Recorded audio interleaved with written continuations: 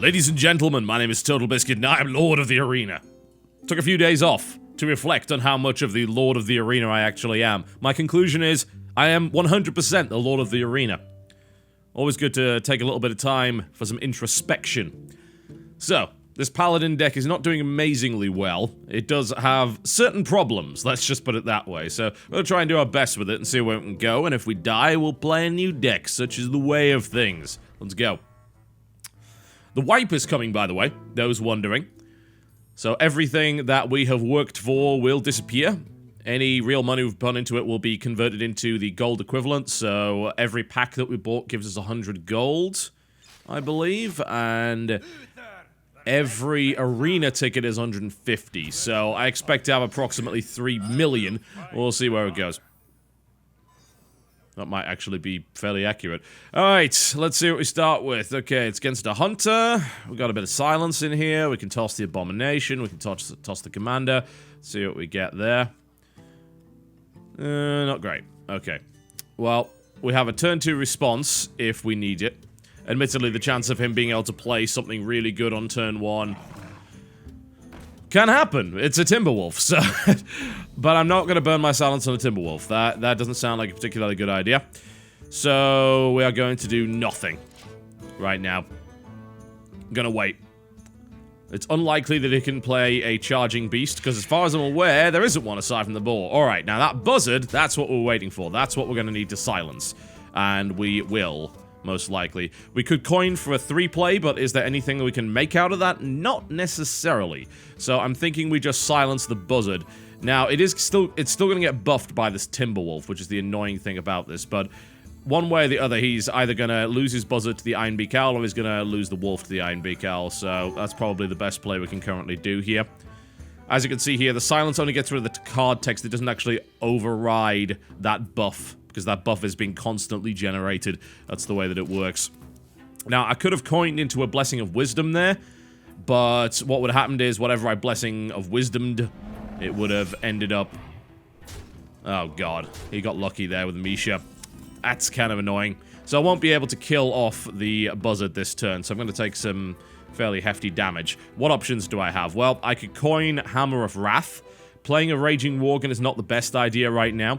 I could Abusive Sergeant to kill the Misha with the Ironbeak Owl, which is a pretty good idea, honestly. I think that's not a terrible trade. It still leaves a 2-1 on the field to deal with these little bastards.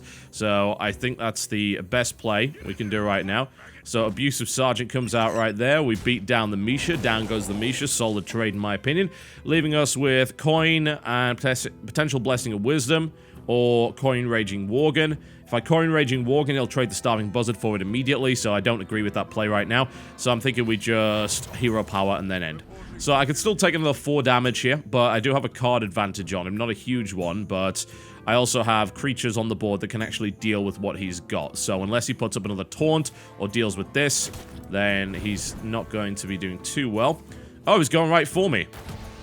Okay, he's going to Arcane Shot the Abusive Sergeant. That's pretty smart. So what I'm going to then do is I'll use my Silverhand Recruit to kill off the Timberwolf. So that leaves us with a Starving Buzzard on the field. Can we get rid of it? Yes, we can. We can get the True Silver Champion out and do that. Could do the Raging Worgen, but again, we have the same trading problem. So toss out the True Silver Champion, kill off the Timberwolf to make sure it's not doing the bonus damage, then smack the Buzzard, which leaves us with a solid card advantage and a weapon on the field. Now, I have taken a lot of damage, which I've got to be careful about against a Hunter. So I need to keep that in mind. Hunters can continually do damage regardless of Taunt and things like that. So you can't get too low against a Hunter because they can wear you down over time, unlike other classes. Okay, Fen Creep coming out. Alright, so that's 3/6 Taunt, pretty difficult to get rid of. Not impossible, however. I could get rid of it this turn with a Hammer of Wrath and a Swing of the Sword, which will leave us with only 1 mana, unfortunately. Alternatively, I can coin into Reckless Rocketeer, which will not do the job. I could coin into Lord of the Arena, which is not the worst idea ever. If it survives a turn, I can get the Raging Worgen out. What should I do? Well, maybe I should extend this card advantage and get rid of this immediately, because the risk next turn is that he is able to either buff this Fen Creeper so that it can take a swing and kill Lord of the Arena, or he pulls another Arcane Shot and is able to trade across, which I don't like. So we're going to go with that Hammer of Wrath idea. It's going to get us a card, which is not too shabby. There we go. Gets us an Abomination. Not really anything we can do right now. I'd rather keep the coin in play for the time being. So we're going to take the swing, take 1 damage, burn off our True Silver Champion, get rid of his Fen Creeper, leaving us with, again, a healthy card advantage and no board control on either side. Next turn, I can taunt if I need to. If I don't need to, I've got the Argent Commander here, which is not quite enough to kill that Darkscale Healer, annoyingly enough.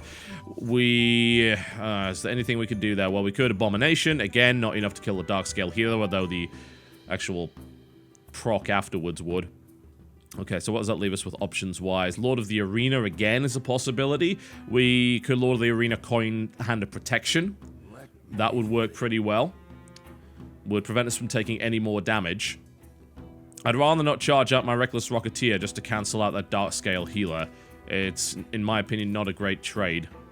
So I think we will put the Lord of the Arena out, and we're gonna coin into a Hand of Protection just in case he does have an Arcane Shot and then goes for the trade. So now he can't do that safely. So let's see what his answer to that is.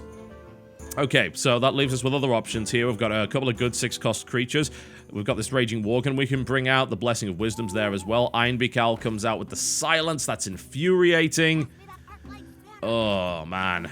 That's messy. Okay, so he's going to go right through me. He's just going to try and rush me down now, and he's in a good position to do it as well, because he took out one of my taunts, but I do have a second taunt. So it's likely that I'm going to have to play out that Abomination. I don't really have much of a choice in the matter. I can't keep taking more damage this way. So we are going to do just that. Out comes the Abomination. Do I want to use Blessing of Wisdom on one Lord of the Arena? I think I have, like, at least 2 of these. What do I want to do with it, more to the point? What do I want to kill? So this is going to die unless I take this out. It's going to die regardless, but he can do a more efficient trade that doesn't involve the Gnomish Inventor dying if I leave this thing alive. So you know what? I am going to put that on there. Yeah.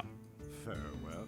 There we go. So I'll at least get a card out of that, maintaining my card advantage, and take out his most powerful creature. A Hand of Protection can come up here. This is interesting. I could keep this Lord of the Arena alive. I know it's been silenced, but it's still a 6-1. So let's Hand of Protection on that. There we go. So if he does kill this, it's going to wipe his side of the board, and the Lord of the Arena won't die unless he has a method of getting rid of that Divine Shield. So that's, again, forcing him to use more cards to do less. So Explosive Shot comes out, which is going to kill that, pop the Divine Shield, and eliminate that. That's kind of annoying because it leaves his Gnomish Inventor alive. In fact, that's extremely annoying.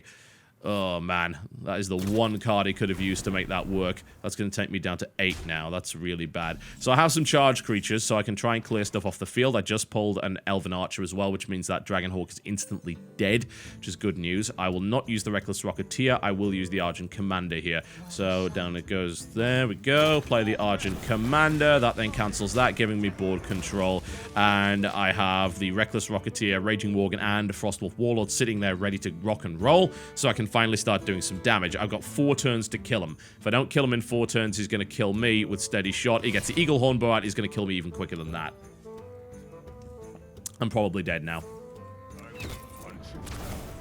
Yep, that's going to take me down to 3. Okay, so I'm dead next turn. I'm probably dead anyway, because that's most likely an Explosive Shot. I have no method to heal myself, and I have no taunt whatsoever, so GG. That was disappointing. Again, that's probably an Explosive Shot. We'll check it anyway. I think he just top-decked that Eagle Hornbow, so yeah, I'm dead. Disappointing. Well, so ends ingloriously the Paladin deck, which was evidently terrible, because it resulted in a 2-3, which is one of the worst results I've had in ages. Alright, well, let's draft a new deck then. Just forget that ever happened. That was annoying. Okay. What do we got? Pack-wise. Yeah, not too much. 2 rares. Alright, pretty sure I've got both of them anyway. I do. Well, card's going to be wiped soon, so that's not going to make any difference. We got the joy of opening packs again. Okay, well, we've got enough gold to get straight back into another arena, so let's see what we got here. A druid, a warrior, and a priest. I think we should take a new warrior out, actually. I've been intrigued by warrior lately. Priest is not so great in arenas. Druid's pretty cool, but I think we should take a warrior out for the second time. We haven't had enough chance to really play with that. Oh, hello! This is interesting. And these two are dreadful. Oh, man. Yeah, Lorewalker Cho in arena is not a good card. Neither is King Muckler, in my opinion. Give your opponent 2 bananas, which can be used to heal. I mean, it's still a 3 cost of 5/5, but it's a freaking Deathwing. Yeah, we're going to take Deathwing. That's a good start. There we go. So Deathwing, destroy all of the minions, discard your hand. It's a 12/12. Pretty powerful. Especially if they got low cards. Like, they could just poly Deathwing, of course, but yeah.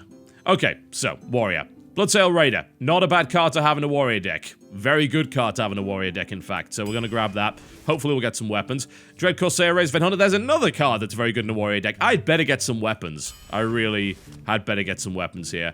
Arathi Weaponsmith 2/2 weapon is not ideal.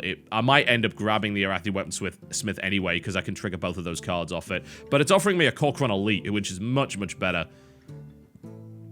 Let's hope for some weapons later. We're going to take the Corcoran Elite. Kobold Geomancer. It can happen. Spell power does work for a lot of stuff for the warrior, but I'm going to take the elite. Okay, Murloc Raider, Thrallmere, Farseer, Young Dragonhawk. Both of these I don't view as particularly good because they're very easily killed by 3 classes in the game with the hero power. So we'll take the Thrallmere Farseer. This can be used in tandem with some nice abilities. Fiery War Axe comes out. Now, Whirlwind's nice to have as well, especially if I've got some Enrages, but considering we already have 2 weapon-based things, I would like to grab that Fiery War Axe, so let's do that. We'll see if we can get some more Pirates, actually, and maybe synergize. Okay, Venture Mercenary, Leponome, Direwolf, Alpha. I view Direwolf Alpha as probably the best of these 3. It's a very, very good buffing creature, and it's 2/2, which is solid.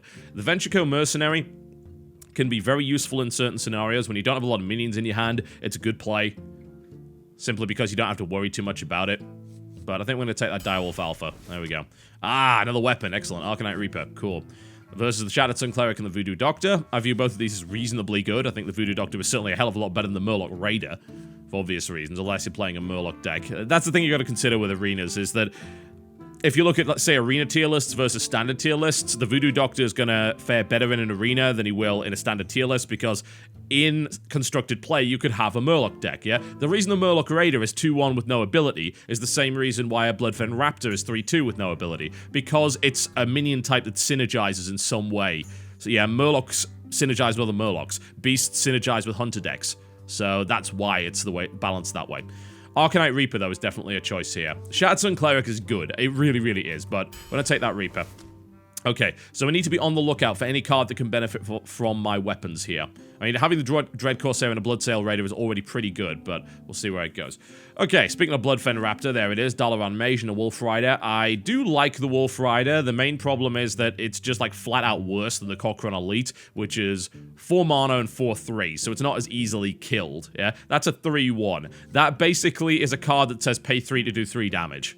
Because that's probably dead next turn, and it doesn't trade well with anything. Unless you buff it, which is kind of a waste. Dalaran Mage is not a dreadful idea. Admittedly, right now we don't have any spells, so it's a hard call to make. Again, I don't want to take the Bloodfen Raptor, because it's not as good as stuff like the Gnome. We'll take the Dalaran Mage. We'll see if we get some spells out of this. Okay, here's our rare. Crazed Alchemist, Twilight Drake, and Imp Master. Twilight Drake can always be good, but of course it's neutralized entirely by silence, so it's kind of a gamble as to whether or not your opponent has an owl in his hand.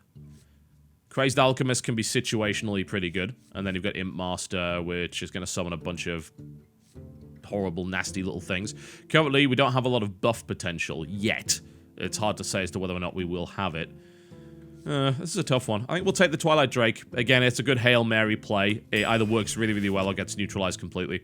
Youthful Brewmaster, Silvermoon Guardian, another Corcoran Elite. I think the best choice here is the Corcoran. I do like the Brewmaster these days. I'm actually liking him a lot more. If you have a lot of Battlecry-based stuff, then the Youthful Brewmaster is really, really good. As far as I'm concerned, you can do a lot with them. But we're going to take another Elite because, again, they're very strong creatures. 4/3 charge for 4 is pretty damn good. Okay, Silverback Patriarch, Loot Hoarder, Cruel Taskmaster. I definitely view the Taskmaster as the much, much better choice here, especially if you get any kind of Enrage. This is an amazing creature to have. Brilliant with the Gurubashi Berserker, for instance. I'm going to grab that. I don't think... Oh, there's another one coming up as well. Well, I don't believe that stuff like the Silverback Patriarch is all that good. It's a 1/4 taunt, which is not that amazing. Like, if you consider what a Warlock gets for 1, which is a 1/3 taunt, it's not good value.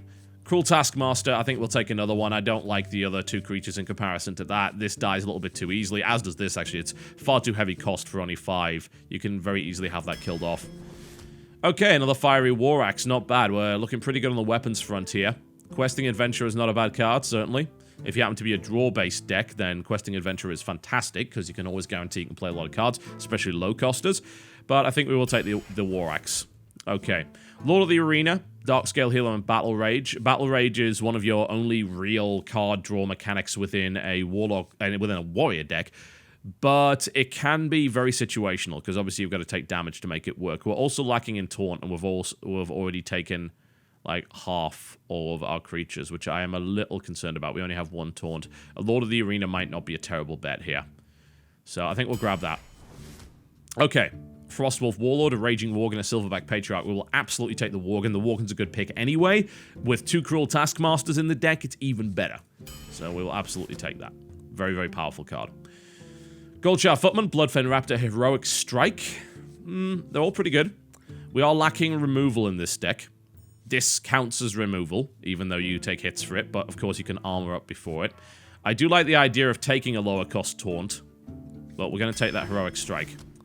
Okay, Harvest Golem, Ancient Brewmaster, Corcoran Elite. More Corcoran Elite, I think, here. The Harvest Golem is very, very good, as is the Ancient Brewmaster, but let's get some more charge in this thing.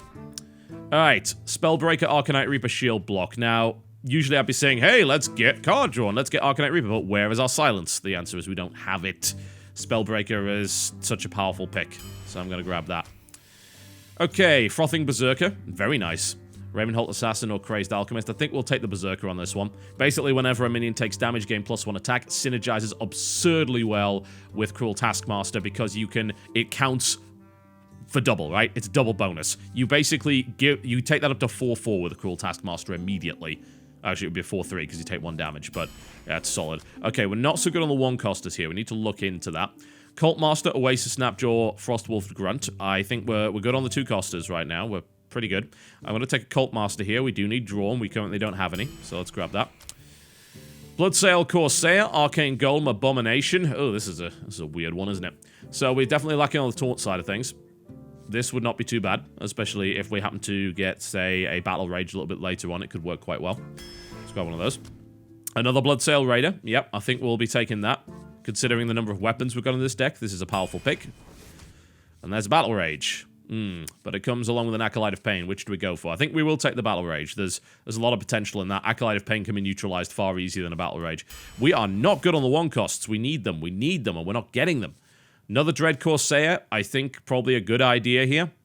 I still don't think the Arathi Weaponsmith is all that good. It's a 2/2 weapon for 4 cost and 3/3 creature. It's a weak weapon in comparison to, say, the Fiery War Axe, which I have 2 of. So we're going to grab that Dread Corsair. God, where are 1-costers? Ooh, a Gorehowl. Wow. All sorts of potentially powerful plays with this. Gorehowl. Might be nice, might be nice. Compared to the rest of it, I think so. Let's take that Gorehowl. Come on, please give me some 1-costers, please. No 1-costers. Slam, Shield Block, and Warsong Commander. Talk about that card draw. We don't have a lot of it in the deck yet. But considering we're going to be doing a lot of attacking with weapons, I think we're going to take the Shield Block. My logic being that's 5 armor. That's going to help. And it's card draw as well. So let's do that. Okay. Oh, 1-costers, finally. Cool, we can get a little bit of taunt out in the field. Let's get that Goldshire Footman, shall we? Prefer that over the Leponome because you don't end up losing it to something like a Fire Blast. A Young Priestess, there's another early. Yep, let's grab that. And Crazed Alchemist, Cold Light, Seer, and a Secret Keeper. It is a 1-coster, but it's way too situational, especially in a Warlock deck. This is not a powerful card, in my opinion. A 1/2 for 1 with potential buffs on secrets. Ugh, I don't like it. I don't like it. But we have so much on the 2. We have so much. It's still a 1/2 for 1. It's still a creature you can get out on turn 1. Maybe it works out, maybe it doesn't. It's still a 1/2. Let's grab it. I just wanted to balance out. I want to be able to play something on turn 1, you know, so I need some creatures for that. I think overall I'm pretty happy with this deck. We have some solid weapons. We've got an Arcanite Reaper, a Gorehowl, and 2 Fiery War Axes. We've got 2 Bloodsail Raiders and 2 Dread Corsairs, both of which benefit very heavily. So we're most likely going to be getting free Dread Corsairs and buffed Bloodsail Raiders if we play them correctly. We have solid charge in the center. The mid game is going to be very powerful for us. We're going to be able to rain down death on them. Like if I pull the Arcanite Reaper and get the Corcoran Elites out, I'm going to start beating them down. We have some synergy in terms of a couple of Cruel Taskmasters, a Frothing Berserker. That's an Enrage and that's a Wind Fury, yeah? So they both synergize very well with those kind of buffs. Removal-wise, we're pretty much relying on weapons, yeah? So we're going to be taking hits. If we survive to turn 10, we have Deathwing as a potential ender. So, it's not bad. I think maybe it could have used a little more taunt, and I think it could have used a little more silence, but we were offered no other silence aside from this one Spellbreaker, so that's not something that I deliberately avoided picking. I think this could be good. I think it's got some potentially very powerful plays in it, so let's see what we can make of it. Also bear in mind, of course, things like the Cruel Taskmaster are also removal on anything that has 1 health, because you can just use the buff on that instead, and it'll kill them outright. So that can be helpful. It's not bad. I think it's a decent draft. We'll see how it plays out. It'll be difficult to figure out exactly how to play it together, but it should work. Alright, Mage. So that immediately means that playing a 1 cost is a terrible idea. Alright, so Bloodsail Raider, Dalaran Mage, Heroic Strike. I would prefer to toss that and use it later. I'm going to toss both of those. See if we can get a Fiery War Axe out, because that could be a good turn. Aha! Nice! That's what I'm talking about. Cool. So, we probably play nothing turn 1, Fiery War Axe turn 2, a Bloodsail Raider turn 3. That should do the job. Cool. I'm pretty happy with that. Alright. Heroic Strike is available as well. Means we can hit for 7 with this little bastard. That's a powerful hit. We could have just attempted a straight rush down on him. In fact, this deck is pretty well suited for it. Last thing I want to do is start to give him control. And we don't really burn out in this deck either. That's the cool thing about it. Simply because we happen to have the wonders, the absolute wonders of Deathwing towards the end. So there is an end game option there. But it is against a mage, so they might polymorph it.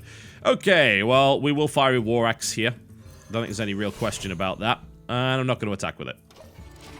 I'd rather hold on to it. I don't see any reason to burn out that 2 durability just beating on him. I've got plenty of options for that. We have a Gorehowl in the hand for later, so we have superior removal. The main problem is the damage we'll take doing it. Gotta be careful about that. Coin, so we're getting the 3 costs coming out. I can meet it with a Bloodsail Raider. Silverback Patriarch, cool. That's excellent. You won't be able to kill a Bloodsail Raider with that. And what we can then do next... We could just Heroic Strike, but I'm going to play this now. And next turn I can Heroic Strike if I need to. So, Bloodsail Raider comes out. There we go. It's a 5-3 there. And we will put our first attack in. So that's a pretty powerful turn 3 play. Let's see if he has a Frostbolt to get rid of it. He might. He can't play a Polymorph this turn. That's 4. So the only real option he's got here is Frostbolt or some kind of charge play. See what he's got. He could, of course, just freeze it. That would work. Mage is going to be a bit of a pain in the arse with plays like this. Jungle Panther, okay, so he has no answer. Good. So he's probably going to trade. It's fine by me. Alright, what does that leave us with? Well, we've got Frothing Berserker here.